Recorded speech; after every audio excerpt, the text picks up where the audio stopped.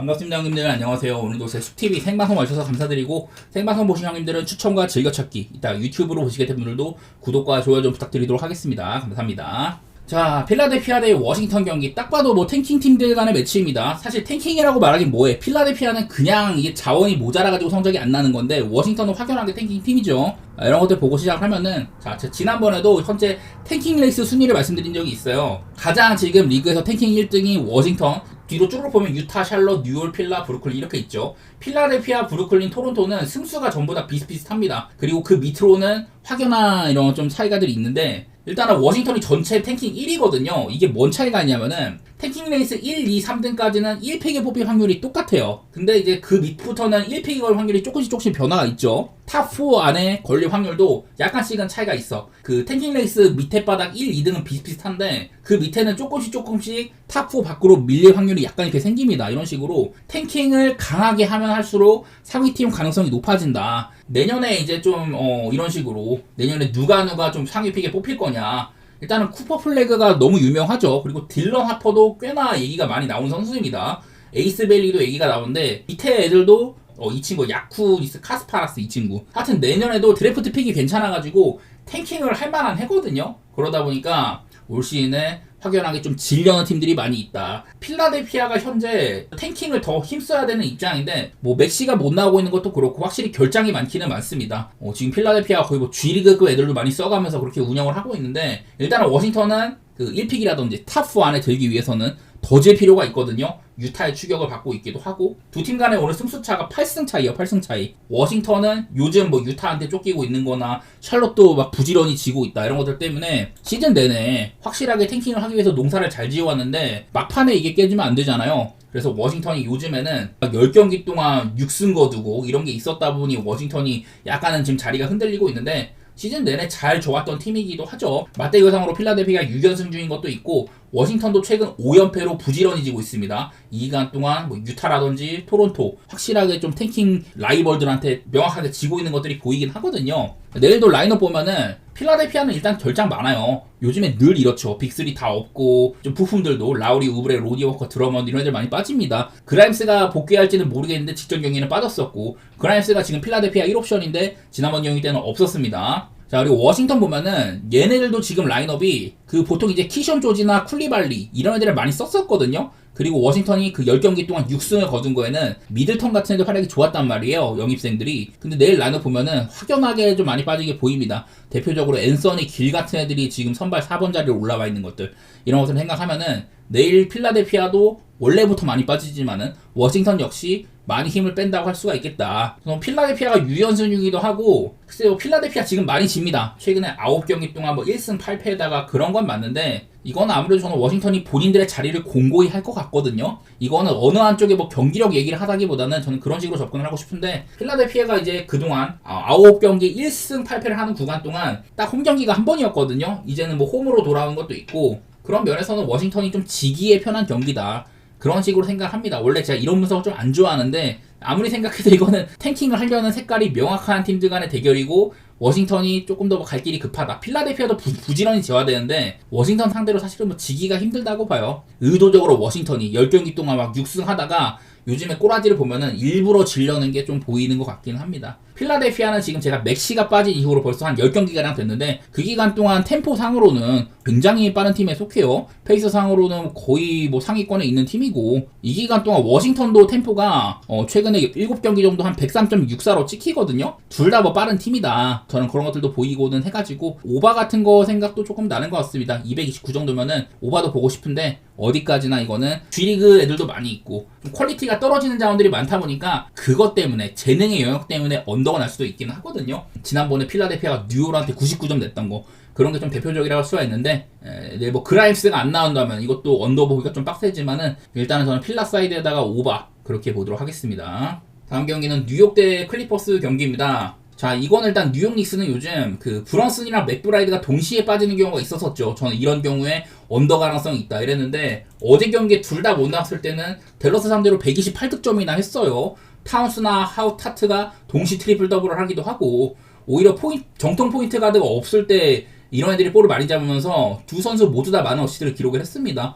그런 장면 좀 긍정적이었던 것 같아요. 뉴욕 닉스가 한참 안 좋았는데 최근에는 조금 회복세인 것 같기도 하고, 그동안 뭐 원정 경기가 많아가지고 안 좋은 구간을 살피면은 한 9경기 동안 3승 6패로 되게 안 좋았거든요. 근데도 뉴욕 닉스는 동부 3등 자리가 아주 공고합니다. 지금 동부는 1, 2, 3등이 거의 뭐 명확하다고 봐야 돼요. 뉴욕 닉스가 인디애나한테 살짝 쫓기고 있긴 한데, 그래도 이렇게 최근에 안 좋았어도 3위를 그냥 단단히 할 만큼 동부는 그러니까 플레이오프 레이스가 그렇게까지 빡세진 않아. 오히려 그 아래가 빡세지 위쪽은 좀 평이하다. 지금 클리퍼스가 서부에서 7등이거든요. 여기는 엄청 빡세. 막 골스, 클파 이런 애들 엄청 막 열심히 다투고 있죠. 플레이인 경쟁을 안 하기 위해서. 근데 이제 클리퍼스는 한창 잘하다가 요즘에 되게 잘했었죠. 9경기 동안 8승 1패 구간 있었고, 후반기 들어서 특히 좋았었는데 그 중심에는 하든이 있다는 얘기를 많이 했거든요. 하든의 본인의 활약도 활약이고 팀 살려주는 거나, 하든이 캐리를 하는 동안 카와이도 살아나고 파웰도 이제 부상 복귀하고 가다듬고 있고 이런 상황인데, 하필이면 하든이 직전 경기 때 도르트 때문에 부상을 당했습니다. 일단은 퀘셔너블이에요. 이것도 데이투데이라 가지고 그렇게 긴 부상 같진 않아.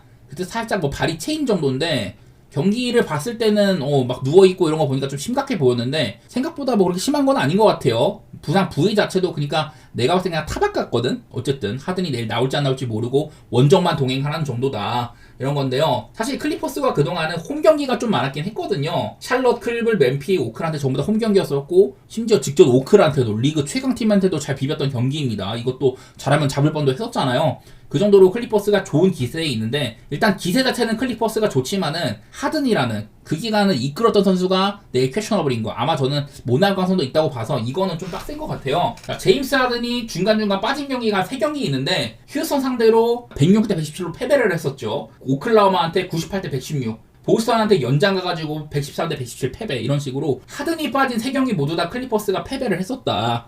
이런 거는 발견이 되기는 돼요. 그만큼 하든의 뭐 중요성 이런 걸 얘기를 할 만한 것 같은데, 뭐 제임스 하든 올 시즌에 여기 상으로는 있을 때와 없을 차이가 4.5점가량 난다. 특히 이건 대부분 공격에서 많이 나온다. 사실 저는 하든의 영향력은 더 크다고 보긴 하거든요. 하든이 지금 그 나이에도 피지컬적으로 탄 전성기가 아닌데 아이솔레이션 전체 1등에다가 효율도 잘 뽑고 있고, 하든의 돌파로 인해서 킥아웃이라든지 외곽으로 찌르는 패스, 하든은 슛도 되고 패스도 되고 돌파도 된 선수예요. 원래 그걸 트리플 스렛이라고 하는데, 지금은 그 트리플 스렛이 한창 때보다는 이제 위협적이진 않지만은 여전히 공격적으로 대단한 역량을 가지고 있는 선수입니다. 하든이 없을 때 클리퍼스가 볼이 참 안 돈다는 것도 있고 그런데, 뭐 요즘에 카와이의 폼이 올라온 거 그런 정도는 긍정적인 것 같기는 해요. 그리고 내일은 뉴욕 닉스가 이제 백투백인데, 뉴욕 닉스는 백투백 성적이 굉장히 안 좋은 편에 속합니다. 동부의 3등 팀 치고는 백투백 승률이 5할이 안 되거든요. 그 백투백인데 3연패일 거거든요. 그런 점도 그렇고, 브런슨 같은 이런 구심점이 없는 것도 그렇고, 저는 이건 하든이 만약에 없다고 하더라도 클리퍼스가 꽤나 잘 싸울 만한 경기일 것 같긴 하거든요.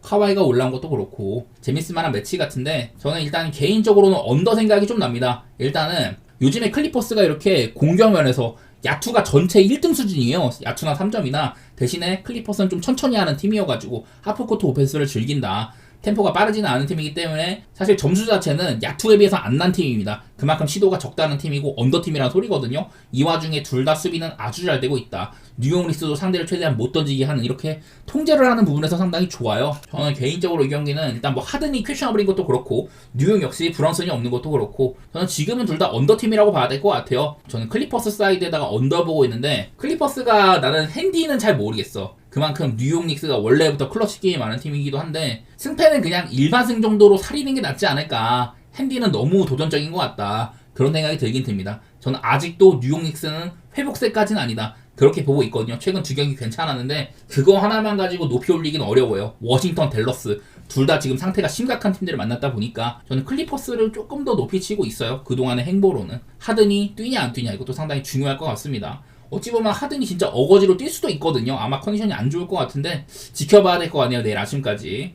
자, 그 다음에 브루클린 대 토론토. 이거도 탱킹 팀들 간의 매치죠. 그래서 아까 봤던 거를 잠깐 이제 보려고 하는데, 아까 봤다시피 브루클린이랑 토론토는 붙어 있습니다. 탱킹 레이스 전체 6등, 7등으로. 얘네들은 지금 이제 1픽에 걸릴 확률도 약간 차이가 있습니다. 브루클린이 9%. 토론토가 7.5%가 돼 있고, 그리고 탑4 안에 걸릴 확률이 차이가 꽤 커요. 토론토는 32% 정도, 브루클린이 37.2%입니다. 누가 더 잘 지냐 싸움이긴 하거든요. 두 팀 간의 승차가 2승 차이라서 아무래도 유리한 거는 브루클린이 유리하긴 합니다. 탱킹에서는. 그러니까 이 경기를 어디가 이기냐 마냐는 저는 그거는 토론토가 조금 더 가능성은 있다고 봐요. 브루클린이 확실하게 더 굳힐 것 같긴 하거든. 근데 저는 매번 말하지만 두 구단 간의 색깔이 약간 다릅니다. 그 프런트들은 일부러 탱킹을 하려고 해요. 브루클린 올 시즌 1라운드 픽이 내년에 4장이나 있거든요. 토론토는 명확하게 올 시즌 개막을 앞두고 미디어 데이에서 감독이 나와가지고 올 시즌 탱킹 시즌이 될 거다, 이렇게 공언을 한 바가 있어요. 근데 보통은 이 브루클린 같은 경우는 선수단이나 그리고 감독은 지려고 게임 안 하거든요. 무조건 게임 이기려고 해. 그래서 브루클린이 상당히 저는 감독이 대단히 좋다, 선수들의 열의가 느껴진다, 이런 얘기를 되게 많이 했잖아요. 토론토는 얘기가 조금 달라. 얘네들은 일부러 지려고 막판에 막 쥐리거 넣고 그런다고 했잖아요, 제가. 내일도 여기 뭐 쉬드 올라와 있고 그런데 AJ 로슨이나 뭐 캐슬턴 같이 좀 이름 없는 애들, 그런 애들 막 집어넣고 하거든요. 발에 반지 빼버리고. 그런 팀이어서 이거는 사실 승패는 별로 믿을 게 못 되긴 해요. 근데 사실 얘네들은 색깔도 비슷합니다. 탱킹 팀이고 승수도 지금 애매하고, 그리고 또 이제 오펜시브 리바운드가 상당히 많다는 게 있는데, 토론토는 특히 요즘에 올랜도 로빈슨, 캐슬턴 이런 애들을 쓸 때가 더욱더 그런 게 드러나고 있고요, 최근 들어서. 브루클린은 원래부터 오펜시브 리바운드 잘 잡는 팀이야. 제가 매번 브루클린 얘기할 때마다 얘네들 공격이 참 별로다, 근데 오펜 리바를 많이 따가지고 상대의 공격은 못하게 하고 본인들이 더 많이 던진다. 근데 야투의 효율이 안 좋아가지고 상대보다 더 많이 던지는데 못 넣어요. 그래가지고 이게 브루클린 언더 제조기거든요. 문제는 브루클린 내일은 이제 결장 상황을 봤을 때 데이런 샤프가 빠지거든요. 오펜 리바운드 머신이야, 머신. 올 시즌 한 18분가량 뛰고 있는데 경기당 리바운드 숫자가 그렇게 많진 않아요. 많아봤자 한 6개 정도인데 오펜시브 리바운드 비율이 거의 50%가 넘습니다. 이 정도로 오펜에 참 대단한 재능을 가지고 있고, 이거는 엄청난 수치입니다. 얘가 없을 때와 있을 때, 브루클린은 워낙에 지금 안 좋은 팀이기 때문에 보통은 대부분의 선수들이 이렇게 다 마이너스가 찍히거든요. 데이런 샤프는 얘가 뛸 때가 플러스 2.01이야. 안 뛸 때와 뛸 때 차이가 11.5점이 나는 선수예요, 플러스 쪽으로. 이 정도로 참 대단한 모습을 지니고 있다. 데이런 샤프가 뛸 때가 공격도 한 거의 뭐 4점 가까이 좋아지고 수비도 거의 한 8점 가량 좋아지는 게 보이죠. 이런 식으로 데이런 샤프는 브루클린에서 net 레이팅 마진이 가장 좋은 선수인데, 이게 또 후반기에 많이 드러나거든요. 그런 선수인데 내일은 데이런 샤프가 결장이다. 브루클린의 아이덴티티가 조금 잃을 수가 있다. 나는 이런 면에서 약간은 토론토를 좀 긍정적으로 보고 있기는 해. 브루클린이 본인들의 색깔을 잃는다? 아이덴티티를 잃는다? 어떤 식으로 갈지 잘 모르겠어. 토론토 요즘 보면은 그냥 공격 카테고리 전부 다 꼴찌예요. 직전 경기는 워싱턴 상대로 승리를 했지만은 막 샌안토니오한테 89점, 피닉스한테 89점, 포틀한테 102점 이렇게 하면서 최근 5경기 동안 그냥 공격 카테고리가 다 개판이거든요. 이런 팀인지라 예측이 좀 어려운데, 개인적으로 저는 토론토 프레에다가 언더 그리고 있긴 합니다. 글쎄, 그냥 브루클린이 나는 더 지려고 할 것 같아. 데이런 샤프가 빠지는 것도 그렇고 탱킹 레이스 상으로도 둘 다 져야 되는 느낌인데 브루클린이 조금 더 급하다? 이거를 잡혀버리면은 이게 또 자리가 바뀔 수가 있거든요. 그런 것도 조심을 해야 되고, 결장 상황도 토론토가 조금 더 나은 것 같다, 그런 면이어서 토플에다가 언더 그렇게 보도록 하겠습니다. 다음 인디애나 대 레이커스 경기인데, 이거는 뭐 긴 분석은 필요 없을 것 같아요. 그냥 분위기 차이가 많이 납니다. 지금은 레이커스가 르브론도 복귀를 하고 지금 풀멤버긴 하거든요, 거의. 근데 얘네가 지금 3연패야. 미러키, 시카고, 올랜도. 사실 미러키 빡센 상대죠. 그리고 이때는 결장이 엄청 많았었고, 레이커스가 8일 동안 6경기를 해야 되는 그런 헬 일정의 마지막 구간이었는데 마지막이니까 다 뺐었습니다, 미러키전에서는. 그러고 나서 시카고를 상대를 했는데, 시카고는 지금 되게 무서운 팀이죠. 성적상으로는 보잘거 없는데 기디라든지 화이트 같은 애들, 이런 애들이 너무 잘해주고 있잖아요. 발목을 잡혔었고 득점 면에서. 그리고 올랜도 원정까지 패배를 했는데 에너지에서 많이 밀렸었죠. 참 이제 레이커스가 돈치치 같은 애들이 스탯을 잘 쌌는데 확실히 수비 면에서는 도움이 안 돼요. 헌팅 당하는 것도 그렇고. 그래서 지금 레이커스가 좋은 구간은 아닙니다. 최근에 3연패이기도 한데, 레이커스는 지금 서부에서 5위까지 떨어졌어요. 원래 2위까지 올라갔었다가 참 이제 갈 길도 바쁘고 하지만은 인디애나가 좀 빡센 상대 같습니다. 인디애나는 지금 할리버튼 뛸 수 있고 그동안 좀 못 나오다가 등 부상이 계속 있는데, 일단 요즘에 나오고 있고 괜찮은 활약 여전히 해주고 있죠. 가장 효율적인 패서라고 할 수가 있어요. 어쨌든 인디애나 최근에 8경기 동안 7승 1패 구간 5연승 가지고 있기도 하고, 원래부터 이제 원정보다는 홈에서 좋고, 레이커스는 반대로 홈에 비해서 원정은 좋지가 않다, 이런 것들도 있어가지고, 저는 마침 최근에 분위기 상으로 레이커스가 좀 떨어져 있는 거, 그런 거 생각해가지고 개인적으로 이게 인디애나가 나는 프레 받았으면 프레는 봐야 될 것 같아. 그리고 요즘에 색깔로는 저는 오바도 괜찮은 것 같습니다. 사실 이게 인디애나가 오바 보기가 좋은 팀이 아니에요, 생각보다. 근데 레이커스 같은 팀이랑, 지금 레이커스는 나름대로 좀 빠른 팀이라고 봐야죠. 좀 비슷비슷하다는 생각이 있어가지고 인디 프레이나 오바 그렇게 보고 있는데, 아무래도 둘 다 동서부의 상위권 팀이니만큼 지금 참 이제 갈 길이 바쁘니만큼 조심해야 될 경기인 것 같아요. 이건 사실 배팅하기 좋은 경기는 아닌 것 같아요. 자, 그 다음에 덴버 대 미러키 경기 있는데, 자, 여기는 양 팀의 간판 선수들이 빠질 가능성이 있습니다. 일단은 덴버에서 요키치가 다우프리어. 아직은 복귀하기 조금 시기상조다. 네, 미러키는 내일 릴라드가 못 나오고 로니스거든요. 릴라드가 이제 그 다리 하체 쪽에 혈전이 있다고 해. 그래갖고 지금 올 시즌을 뛸 수 있을지가 불투명한 수준이라고 합니다. 이 와중에 내일 쿤버까지 퀘셔너블이 붙어 있어요. 요키치가 없는 덴버. 다른 것보다 뭐 경기력 마이너스 심한데 언더로 가는 게 더 크다. 미러키, 릴라드가 없는 경우 경기력 차이는 별로 없다. 득점에서 빠지는 만큼 그 수비가 좋아진다. 이랬었죠. 종합적으로는 둘 다 언더로 많이 갑니다. 여기다가 근데 추가적으로 미러키에서는 쿤보가 빠질 수가 있는 거잖아요. 쿤보랑 릴라드가 둘 다 뛰는 경우에는 플러스 4.36이 찍혀요. 그 경기는 한 230점가량 난다고 하고 둘 다 코트 위에 있으면은. 근데 만약에 여기서 릴라드가 빠져. 그러면은 사실 뭐 밝히는 건 별로 없습니다. 오히려 경기력 좋아지고 나쁠 건 없어요. 릴라드가 빠지는 건 쿤보만 뛸 수 있으면은. 만약에 근데 둘 다 빠져. 그래도 마이너스로는 안 갑니다. 대신에 언더로 엄청 많이 가거든요.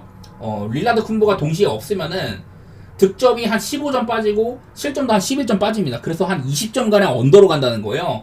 자, 올 시즌에 릴라드랑 쿤보가 동시에 빠진 경기가 한 5경기 있거든요. 그거를 전부 모아봤습니다. 96점밖에 못 낸 경기가 한번 있었고요. 오클한테 개발렸죠. 미네소타한테 103대 101 똥줄승을 거둔 적이 한번 있었어요. 워싱턴한테 112점. 그래도 워싱턴은 잡을 만한 상대니까. 시카고로 91점으로 묶으면서 이겼었다. 릴라드 쿤보가 다 없으면은 많이 보이는 게 언더거든요. 그리고 뭐 브루클린한테 잡힌다든지 이런 식으로 잡힐 때도 꽤나 많아. 내일은 그래서 아직까지 쿤보가 뛸지 안 뛸지는 명확하진 않지만은 두 선수 모두가 빠진다면 언더 생각을 해봄직하다. 요키치가 빠지는 게 언더로 많이 간다고 하죠. 이런 면에서 아직까지 쿤보가 뛸지 안 뛸지는 모르지만은 기본적으로 릴라드 요키치가 없는 것부터 이 경기는 언더를 보기에 꽤나 괜찮은 경기다. 그런 생각이 있어요. 얘네들이 이제 얼마 전에도 한번 붙은 적이 있었습니다. 미러키가 점수는 꽤 내면서 승리를 했었어요. 233점가량 났는데 요키치 야투 대단히 좋죠. 트리플 더블에다가 32득점 했다. 마포주가 진짜 개판이었던 날이야. 22개 중에 5개 들어갔어. 마포주는 지금도 컨디션이 쏙 좋지는 않습니다. 야투 시도를 105번이나 했지만은 본인들의 이제 그 플레이 스타일대로 상대 인사이드에서 많이 놀지 못했었고 이렇게 밀려났었습니다. 이런 좀 똥 미드레인지가 엄청 많았었고 그냥 덴버가 저번에 미러키 만났을 때는 본인들의 플레이 스타일이 잘 안 나온 거고요. 반면에 이제 미러키 덴버에 비해서 야투 시도 자체는 좀 적었어요. 90번 정도니까. 대신에 뭐 자유투를 충분히 많이 더 시도를 했다. 감안해줄 부분이 있는 거고 쿤보가 리바운드 19개에다가 28득점. 이때는 그 릴라드도 뛰었습니다. 릴라드도 19득점 해주고 전반적으로 덴버는 마포주를 비롯해가지고 다른 애들이 요키치를 못 도와줬고 미러키는 그냥 합이 잘 맞았다고 생각이 돼요. 하지만 내일은 뭐 릴라드가 없기도 하고 이 경기는 일단은 저는 지금 쿤보가 못 나올 가능성이 높지는 않은 것 같기는 해요. 지난번에 피닉스 상대할 때도 별 문제는 없었기 때문에 아마 나오지 않을까라고 생각을 하고 있는데 일단은 225.5 기본적으로 요키치나 릴라드가 빠지는 것부터 저는 언더 보기는 나쁘지 않다고 생각이 들고요. 만약에 혹시라도 쿤보가 빠진다 그래 버리면은 확연하게 더 언더가 좋아지겠죠. 대신에 쿤보가 뛸 수 있다. 그러면은 그래도 미러키는 여기 있는 요키치랑 뭐 지금 쿤보가 MVP를 그래도 경쟁하고 있는 레벨이고 아마 이제 쿤보가 스가나 요키치 다음으로 3순위 정도는 될 거예요. 그 정도의 플레이어고 요키치가 없는 덴버를 공략하기에는 미러키의 구성이 나쁘지가 않습니다. 릴라드가 없는 거는 그렇게 큰 타격이 아니기도 하고요. 요즘에 그리고 미러키도 보면은 전반적으로 언더 게임이 꽤 되죠. 덴버 요즘에 이제 뭐 요키치 없을 때 생각보다 잘 비비긴 하는데 확연하게 좋은 팀이라고 말하기는 어려워요. 시카고한테도 진다든지 뭐 포틀랜드한테도 지고 뭐 이런 경우도 있었어갖고 요키치가 없을 때는 타격이 확실히 있긴 하다. 물론 덴버나 미러키 얘네들도 홈이나 원정발을 받는 애들이거든요. 미러키도 원정 가면 안 좋기는 한데 요키치가 없는 덴버를 그래도 상대할 만하진 않을까. 저는 이거는 쿤보가 뛴다면은 미러키 플레이는 나쁘지 않을 것 같아요. 대신에 그건 언더가 흔들릴 것 같고 쿤보가 빠진다 그러면 언더가 조금 더 나을 거는 같습니다. 자, 마지막으로 피닉스 대 보스턴 경기 있는데 이거는 둘 다 요즘에 폼이 좀 심상치 않은 애들입니다. 피닉스는 길라스피를 활용을 함으로써 좀 좋아졌다는 얘기를 많이 했었고 이외에 뭐 부수적인 선수들 라이언 더니라든지 뭐 로이스 오닐, 이고다로 이런 에너지 레벨 넘치는 애들이 상당히 좋아지고 있거든요. 마틴이 이제 부상에서 복귀한 것도 그렇고 부커나 듀란트가 없는 이런 벤치 구간 2쿼터 그럴 때 피닉스가 꽤나 버텨준다는 게 꽤 커요. 그런 점에서 피닉스는 최근에 상승세를 맞이를 했다. 그리고 6경기 동안 지금 5승 1패로 굉장히 좋은 와중에 있고 대부분이 또 홈 경기였습니다. 얘네들도 홈이나 원정 편차가 있죠. 원정은 12승 24패, 홈은 23승 13패 이런 식으로 확연하게 홈에서 좋고요. 반대로 보스턴은 그냥 요즘에 너무 잘해. 6연승이기도 하고 조금 더 이거를 구간을 넓혀봐도 그 12경기 동안 11승 1패 구간이거든요. 보스턴은 잘 안 흔들리죠. 대신에 얘들이 이제 테이텀이 없다는 거. 다우풀이라서 못 나올 가능성이 높아요. 직전 경기 때 사보니스 때문에 부상이 조금 있었습니다. 테이텀이 아마 못 나올 가능성이 높은데, 사실은 이게 테이텀도 이런 게 있어요. 원래 테이텀도 지금 이제 뛰고 안 뛰고가 한 2점밖에 차이가 안 나는데, 원래 테이텀이 한 7, 8점가량 차이가 났거든요. 2월쯤에 부진하는 기간도 있었고 이게 좀 좁아졌습니다. 한창 때만큼 보스턴도 테이텀의 이런 영향력이 높지만은 않다, 이런 게 발견이 돼 있고요. 어쨌든 그냥 이렇게 어떻게 보면은 테이텀이 없어도 충분히 잘 돌아간다는 소리기는 해요. 내일은 아직까지는 테이텀 말고는 다른 애들을 뭐 관리해주겠다 이런 소식이 없어요. 그래서 어느 정도 보스턴은 땜빵이 되는 라인업이다. 저는 요즘에 피닉스 얘기할 때마다 이거를 제일 많이 보여드리는 것 같습니다. 피닉스가 길라스피, 일단은 듀란트 부커는 거의 뭐 고정이죠. 원래는 듀란트랑 부커가 있고 1번 자리를 타이어스 존스를 많이 썼었습니다. 그 좀 패스 마인드가 있는 가드를 쓴다고 했었는데, 그리고 요즘에 길라스피를 선발로 세우거든요. 이 차이를 볼게요. 듀란트, 부커, 존스, 그러니까 길라스피가 없는 거야. 올 시즌에 가장 많이 나온 라인업입니다. 이때는 0.73밖에 안 돼요. 타이어스 존스가 빠지고 듀란트, 부커, 길라스피가 코트 위에 있는 게 물론 시간이 되게 작아. 그러니까 표본이 많지는 않은데 플러스 41.24가 찍히거든요. 엄청 좋아진다는 소리야. 이게 피닉스는 나름대로 선발 조정을 통해 가지고 길라스피 같이 조금 더 상대 인사이드로 파고들면서 상대 수비를 당겨주는, 그러다 보니 이런 부커나 듀란트가 조금 더 슛을 편하게 던진다, 그런 것들이 확실한 상승 효과가 있거든요. 뭐 아까 말했던 이런 케일러 마틴이라든지 로이스 오닐, 이고다로, 이런 애들은 전부 다 핸들러가 필요한데 그 자리를 나름대로 잘 메꿔주고 있습니다. 타이거스 존스가 역할이 좀 이제 조정이 잘 된 셈이죠. 그런 것도 있어서 저는 요즘에 피닉스도 분위기가 좋다. 서로 간의 분위기가 좋은 팀들 간의 대결이라 되게 어려운데, 어디까지나 피닉스는 요즘에 좀 좋아졌다고는 해도 얘네가 서부 10등이에요. 지금 플레이인도 좀 간당간당한 수준이란 말이야. 대신에 보스턴 동부 2등이죠. 전체로 봐도 손꼽히는 팀이고, 나는 그런 이제 레벨 차이는 좀 있을 것 같아.